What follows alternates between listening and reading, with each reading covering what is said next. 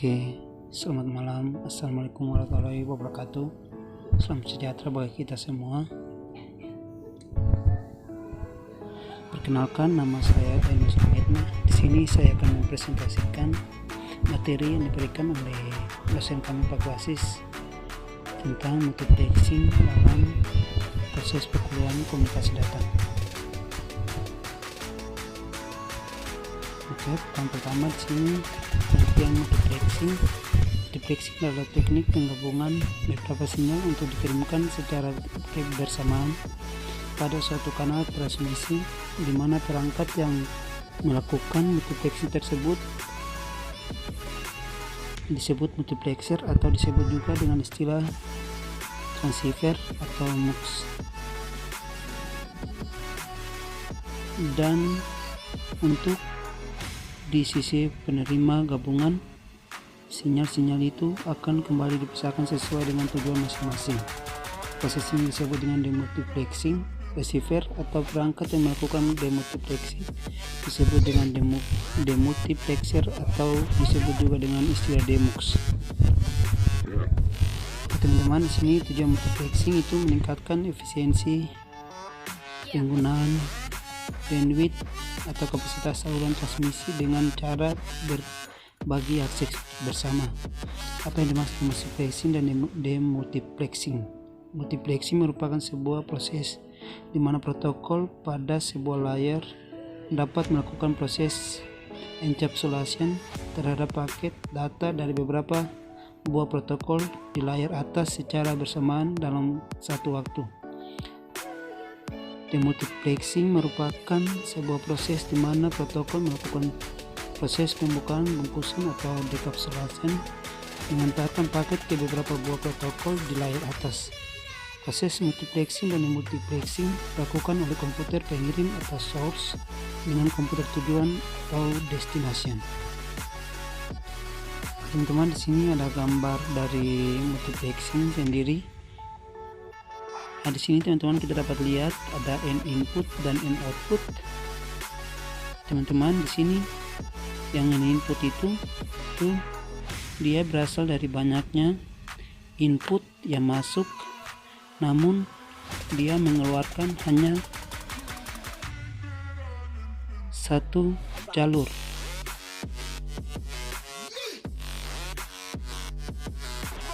Atau output. Sedangkan kalau demultiplexing atau N output itu kebalikan dari multiplexing, yaitu dengan masukkan satu output tetapi mengeluarkan banyak, masukkan satu input tetapi mengeluarkan banyak output. Jadi teman-teman, di sini antara multiplexing dan demultiplexing itu terhubung dalam satu link, yaitu N channel. Kemudian teman-teman kita lanjut. Sini ada jenis-jenis multiplexing. Yang pertama FDM, itu frequency division multiplexing. Yang kedua TDM, time division multiplexing. Yang ketiga WDM, itu wavelength division multiplexing. Yang keempat CDM atau code division multiplexing. Kita lanjut teman-teman. Sini yang pertama itu frequency division multiplexing atau FDM. FDM adalah teknik menggabungkan banyak saluran input menjadi sebuah saluran output berdasarkan frekuensi. Jadi total bandwidth dari keseluruhan saluran dibagi menjadi sub-sub saluran oleh frekuensi. Jadi prinsip dari FDM adalah pembagian bandwidth saluran transmisi atas sejumlah kanal dengan lebar pita frekuensi yang sama atau berbeda, di mana masing-masing kanal dialokasikan ke pasangan entitas yang berkomunikasi. Contoh penggunaan FDM itu ada pada jaringan telepon analog dan jaringan satelit analog. Selain itu, ide dasar FDM digunakan dalam teknologi saluran pelanggan digital yang dikenal dengan modem ADSL atau Asymmetric Digital Subscriber Loop.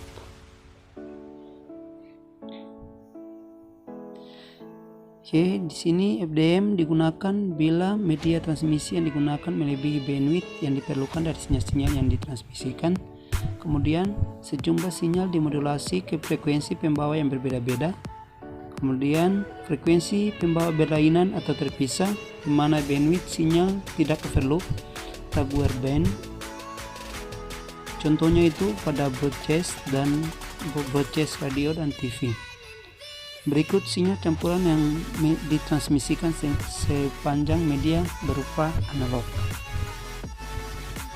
Ini adalah gambar diagram FDM, teman-teman. Di sini jadi di sini pada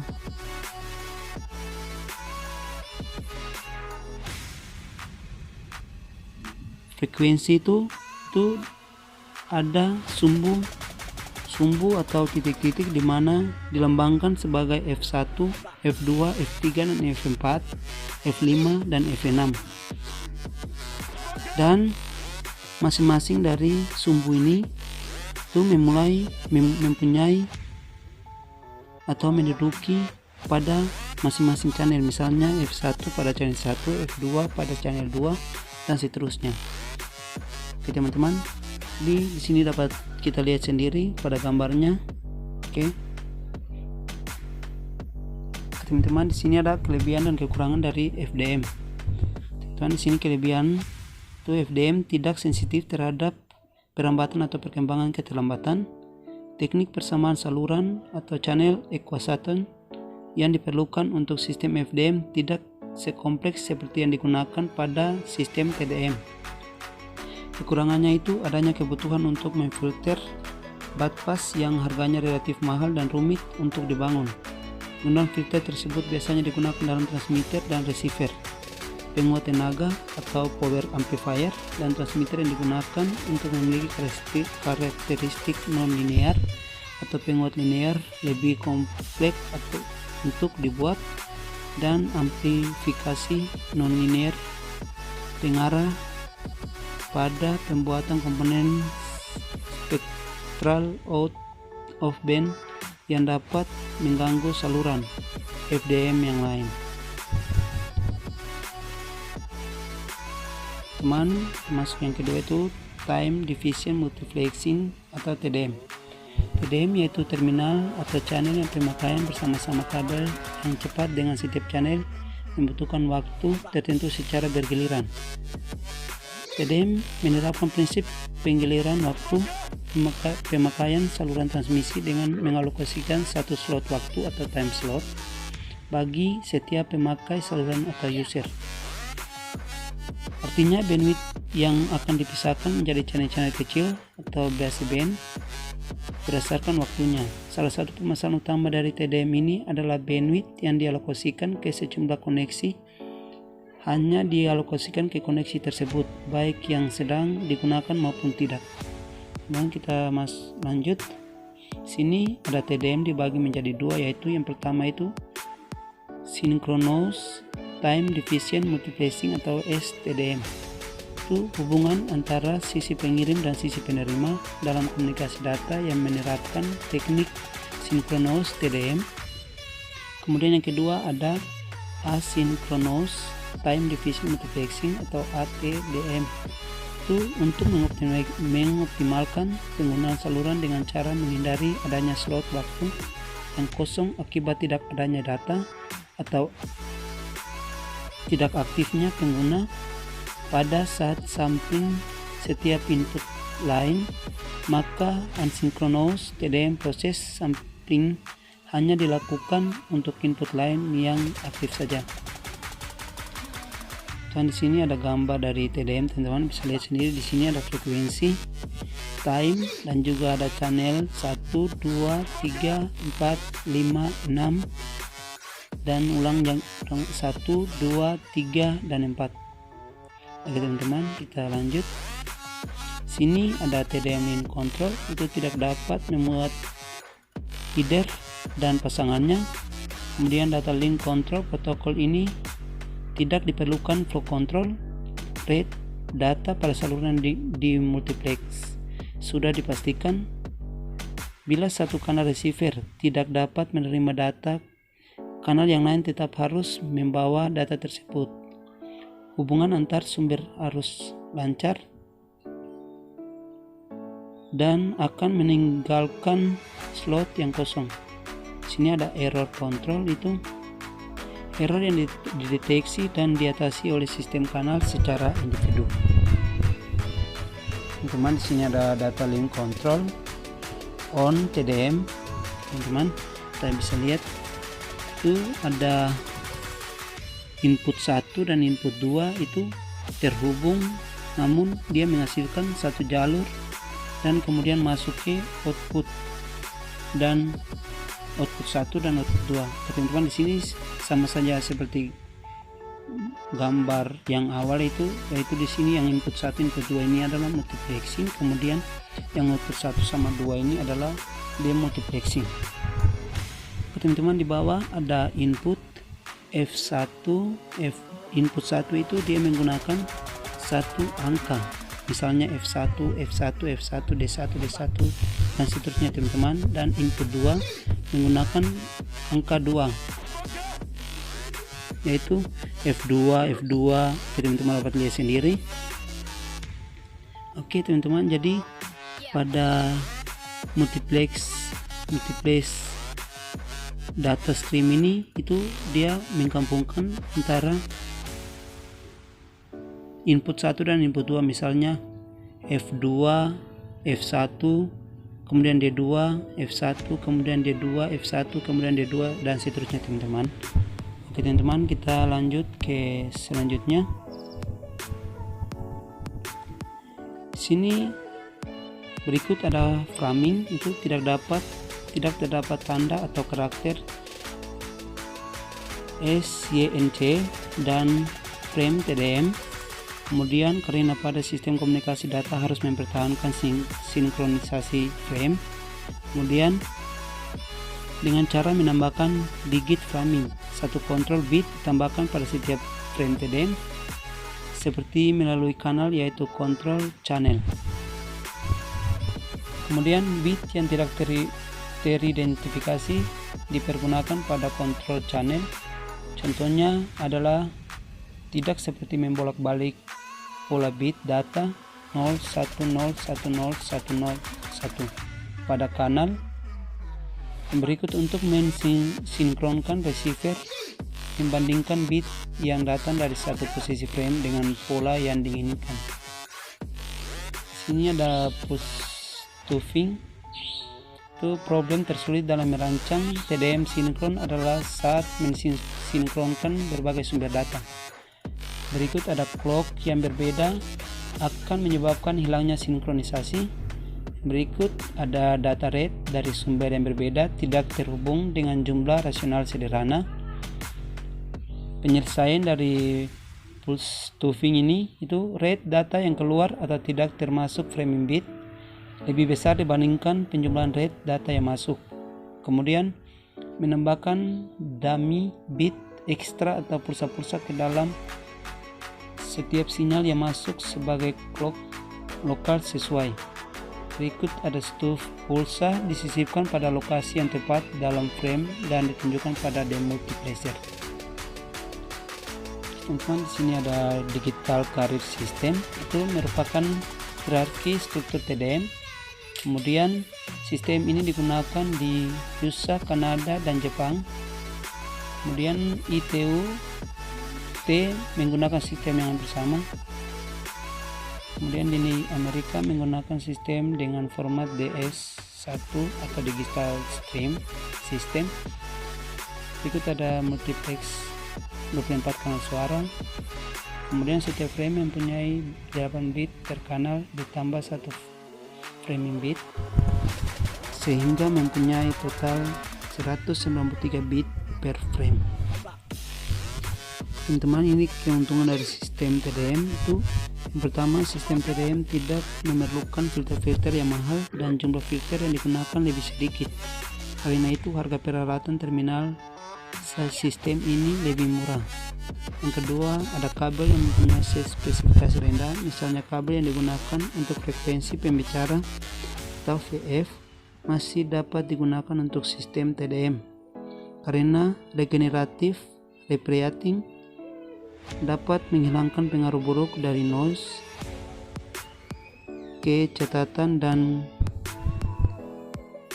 crosstalk.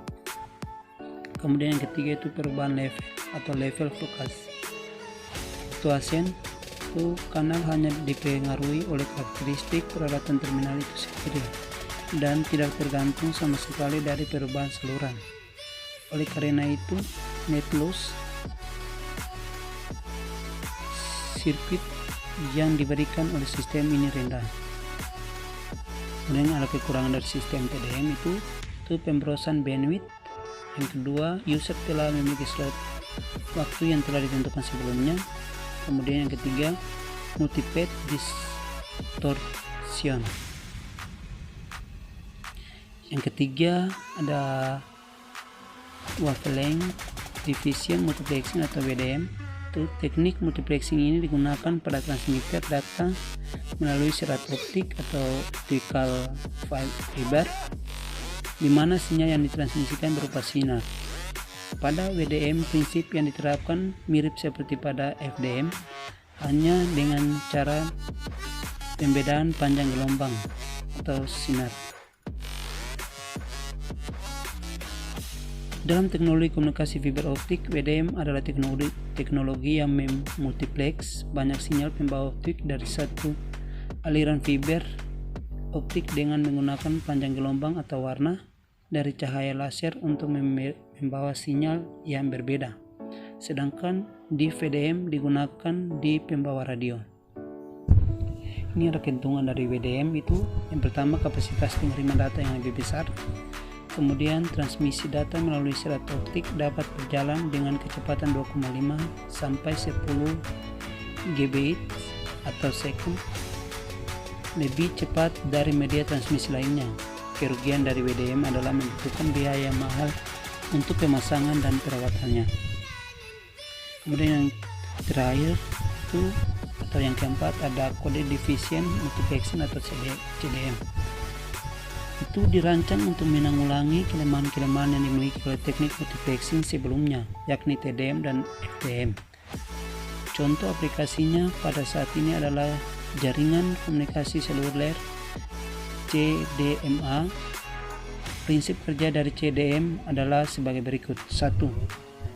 Itu kepada setiap entitas pengguna diberikan satu kode unik dengan panjang 64 bit yang disebut chip spreading code. Yang kedua itu untuk pengiriman bit 1 digunakan representasi kode atau chip spreading code tersebut. Yang ketiga, sedangkan untuk mengirimkan bit 0 yang digunakan adalah inverse dari kode tersebut. Kemudian yang keempat adalah pada saluran transmisi, kode-kode unik yang dikirim oleh sejumlah pengguna akan ditransmisikan dalam bentuk hasil penjumlahan atau sum dari kode-kode tersebut. Teman-teman, yang kelima itu di sisi penerima, sinyal hasil penjumlahan kode-kode tersebut akan dikalikan dengan kode unik dari si pengirim atau chip spreading kode untuk dipresentasikan. Selanjutnya, jika jumlah hasil perkalian mendekati nilai plus 64 berarti bit 1.